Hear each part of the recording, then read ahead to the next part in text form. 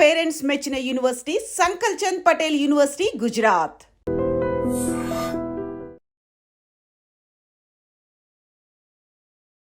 Welcome to IG media.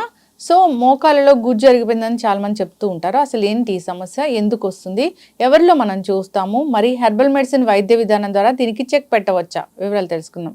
ఈరోజు మనతో పాటు ఉన్నారు ప్రముఖ హెర్బల్ మెడిసిన్ అంటే alternative medicine specialist doctor Swathi గారు. మేడం నమస్తే అండి. నమస్తే లక్ష్మి గారు. ఇప్పుడు చూస్తున్నారు ఏంటంటే న్యాచురల్ వేస్లో హెల్త్ ఇష్యూని తగ్గించుకోవడం ఎలాగని. సో మోకాళ్ళలో గుజ్జు జరిగిపోయిందని చాలా మంది కంప్లైంట్ చేస్తూ ఉంటారు. ఎందుకు ఈ సమస్య వస్తుంది అసలు? ఓకే, ఇప్పుడు మోకాళ్ళ నొప్పులు అనగానే ఫస్ట్ మనం గమనించుకోవాల్సింది ఏంటంటే పేషెంట్స్ మనకు చెప్తారు, ఎవరైతే దీని నుంచి సఫర్ అవుతూ ఉంటారో మోకాళ్ళు నడుస్తున్నప్పుడు బాగా నొప్పిగా ఉంది, స్వెల్ అవుతూ ఉంటాయి మోకాళ్ళ చుట్టూరు, అలాగే వాళ్ళకి మెట్లెక్కి దిగాలన్నా కష్టంగా ఉంటుంది. ఫిజికల్ మూమెంట్ అనేది చాలా దెబ్బతింటుంది. దీనికి మెయిన్ కారణం ఏంటంటే ఏదైతే మోకాళ్ళ ఒక స్ట్రక్చర్లో మధ్యలో మనకి ఏదైతే గుజ్జులాగా పనిచేస్తుందో లిక్విడ్, అది డ్రై అవుతూ వస్తుంది. దీనికి చాలా కారణాలు ఉంటాయి. ఎందుకు డ్రై అవుతుంది అనేది తెలుసుకుని దాని జాగ్రత్తలు తీసుకోవాలి. ఇప్పుడు చిన్న వయసు 20 ఏళ్ళు అనుకోండి, 30 ఏళ్ళు 40 ఏళ్ళు వచ్చేటప్పుడు ఇవన్నీ స్టార్ట్ అవుతూ ఉంటాయి. ఎప్పుడైతే మీకు కొంచెం పెయిన్గా అనిపిస్తుందో, మొబిలిటీలో కష్టంగా ఉంటుందో అప్పుడే మనం జాగ్రత్త తీసుకోవాలి.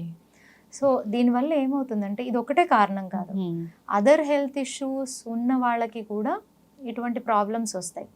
ఆస్టియో ఆర్థరైటిస్ అని దాంట్లో కూడా మనకి ఈ సైనోవియల్ ఫ్లూయిడ్ అని ఉంటుంది, అది చాలా ఇంపార్టెంట్ అనమాట. అది ఎప్పుడైతే తగ్గుముఖం పడుతుందో అప్పుడు ఇలాంటి ప్రాబ్లమ్స్ అన్నీ స్టార్ట్ అయిపోతూ ఉంటాయి. బేసిక్గా ఇక్కడ మనకి ఇంకొకటి ఏంటంటే మోకాళ్ళ నొప్పులు వచ్చినప్పుడు ఓన్లీ మోకాళ్ళ నొప్పులు ఒకటే కాదు ప్రాబ్లం, దాంతోపాటు ఏం కాంప్లికేషన్స్ పెరుగుతాయో అనేది బెంగ ఉంటుంది. అన్నిటికన్నా ముఖ్యం బాడీ వెయిట్. బాడీ వెయిట్ని పెరగకుండా కాపాడుకోవడానికి పాపం ఫుడ్ కూడా తగ్గించుకుంటూ వచ్చేస్తుంది. అది తగ్గించుకోవడంలో తప్పలేదు, కానీ అక్కడ న్యూట్రిషన్ ఫాలో అవ్వరు. ఎప్పుడైతే మనం న్యూట్రిషన్ ఫాలో అవ్వమో ఆల్రెడీ ప్రాబ్లం ఉంది, అది ఇంకా దెబ్బతింటూ వస్తుంది.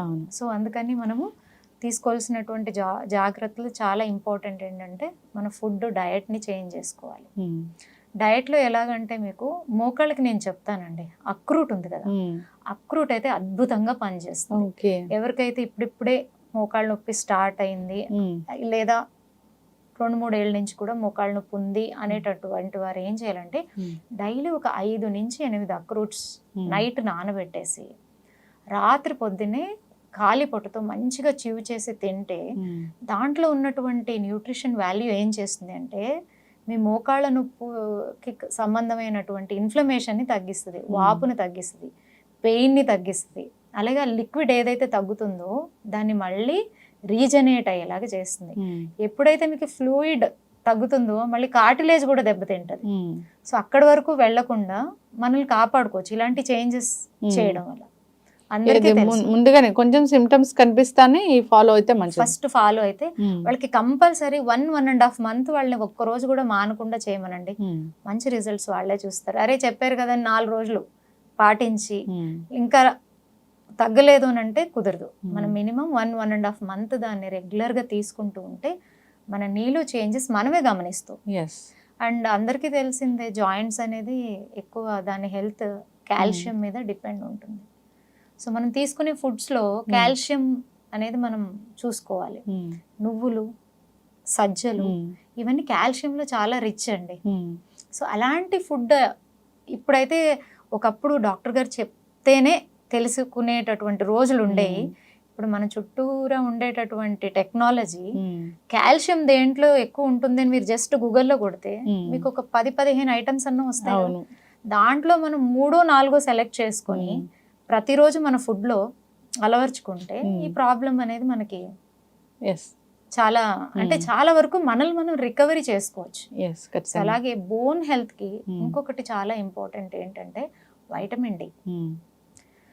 అంటే మనం తినే ఫుడ్స్లో ఏది మీరు మార్పులు చేసుకున్నా కూడా మన బాడీకి కావాల్సినటువంటి వైటమిన్ డి అనేది దొరకడం కష్టం. సో దానికి చేయాల్సింది చాలా ఇంపార్టెంట్ అంటే సన్లైట్. సన్లైట్లో అట్లీస్ట్ మార్నింగ్ మనం 15 to 20 minutes ఆ సన్లైట్ని తీసుకోగలిగితే చాలా చేంజెస్ ఉంటాయి. పర్టికులర్గా ఎవరైనా సరే జాయింట్ ఇష్యూస్, ఒక మోకాళ్ళే కాదండి, ఇప్పుడు దాంట్లో రకరకాలు ఉన్నాయి. రొమటైడ్ ఆర్థరైటిస్ ఉంది, అన్ని జాయింట్స్లోని ప్రాబ్లం ఉంటుంది వాళ్ళకి, ఇన్ఫ్లమేషన్ అయిపోతుంది. అలాగే గౌట్ ఆర్థరైటిస్, యూరిక్ యాసిడ్ పెరిగిపోవడం, ఇవన్నీ జాయింట్ ఇష్యూసే. సో జాయింట్స్కి సంబంధించిన ఏ ఇష్యూ అన్నా ఉండనివ్వండి, వాళ్ళకి ఫస్ట్ కావాల్సింది సన్లైట్.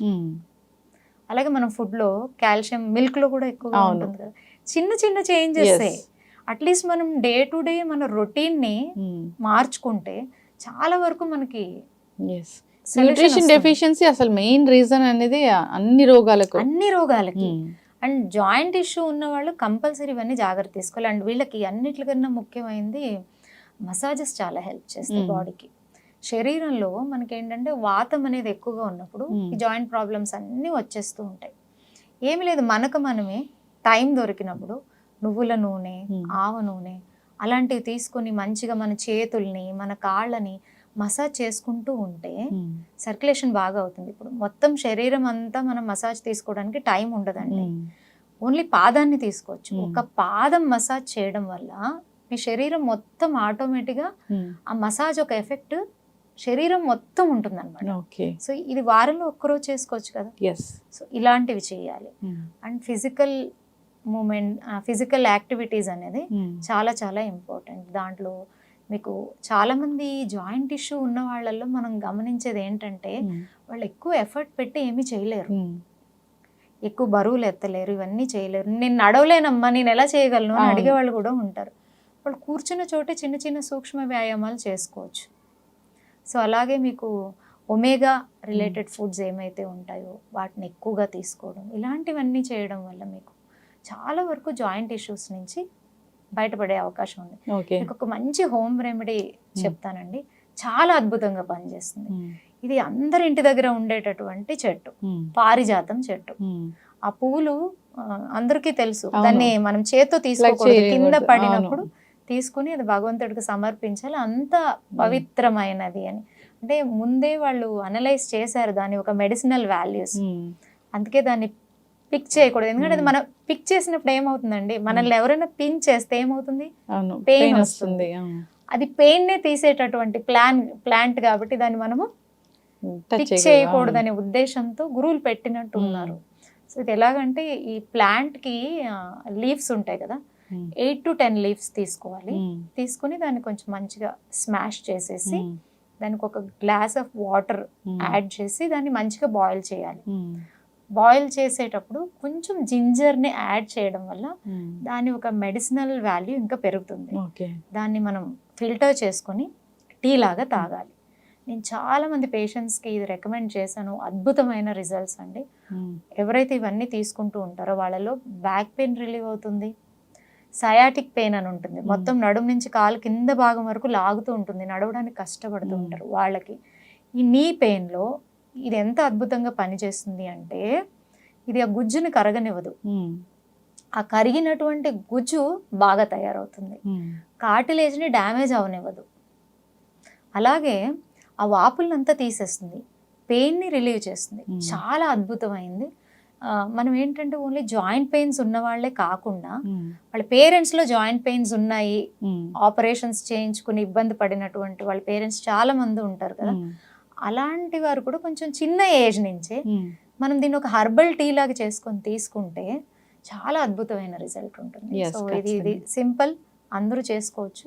సో ఇది వాడిన తర్వాత వాళ్ళే కమెంట్ చేస్తారు అనుకోండి. సో ఇలాంటి చేంజెస్ మనం తీసుకురావడం వల్ల చిన్న చిన్న ఎక్సర్సైజెస్, నీ స్ట్రెంథనింగ్ ఎక్సర్సైజెస్, డయట్ ని ప్రాపర్ గా ఫాలో అవ్వడం ద్వారా ఇటువంటి ప్రాబ్లమ్స్ లేకుండా మనం హెల్తీగా ఉండొచ్చు. ఖచ్చితంగా మ్యామ్, చాలా చక్కగా చెప్పారు. నిజంగా హెర్బల్ మెడిసిన్ అంటే ఆ మెడిసిన్ పక్కాగా పనిచేస్తుందనే ఒకటి నానుడైతే ఉంది. సో ఈ హర్బ్స్ అనేవి ఇప్పటివి కావు, పురాతన కాలం నుంచి వస్తున్నవే. సో ఇప్పుడు ప్రాచీన ఆయుర్వేద గ్రంథాల్లో వీటి గురించి చాలా చక్కగా చెప్పడం కూడా జరిగింది. ఎస్, చక్కటి ఇన్ఫర్మేషన్ అండి. నిజంగా పారిజాతం చెట్టు అంటే చాలా గొప్పది, దానికి చాలా పెద్ద చరిత్రే ఉంది. సో అదొక డివైన్ ప్లాంట్ లాగా చెప్తూ ఉంటారు. సో అలాంటి దాంట్లో మెడిసినల్ వాల్యూస్ అంటే చాలా చక్కగా చెప్పారు. సో వాడుకోవాలని కోరుకుందాం. ఎవరికైనా ఇంకా ఇబ్బంది పెడుతూ ఉన్నప్పుడు ఒక హెర్బల్ మెడిసిన్ స్పెషలిస్ట్ గా మీరు వాటిని తగ్గిస్తారు కాబట్టి కాంటాక్ట్ చేయాలని కోరుకున్నా. తప్పకుండా. Yes, thank you so much. మేము హర్బ్స్ ని కూడా అంతే స్పెషల్ గా సెలెక్ట్ చేస్తాం. అవును. ఒక నీ పెయిన్ ఉన్న వాళ్ళకి ఒకే ప్రాబ్లం ఉండదండి. సో వాళ్ళకున్న అదర్ ఇష్యూస్ ని కూడా కన్సిడర్ చేసి అప్పుడు వాళ్ళకి సంబంధించిన హర్బ్స్ ని ప్రిపేర్ చేసి ట్రీట్ చేయడం జరుగుతుంది. అప్పుడు మంచి రిజల్ట్స్ ఉంటాయి. ఎస్, డిపెండ్స్ ఆన్ వాళ్ళ మెటబాలిజం, వాళ్ళకి ఎన్నో other health issues. Even diabetes ఉన్న వాళ్ళు కానీ, థైరాయిడ్ ఉన్న వాళ్ళు కానీ, వాళ్ళకి ఇంకా కొంచెం ఇష్యూ ఇది పెరుగుతుంది అనమాట. అవును. ఎస్, చక్కటి ఇన్ఫర్మేషన్ అండి. ధన్యవాదాలు. Thank you ma'am.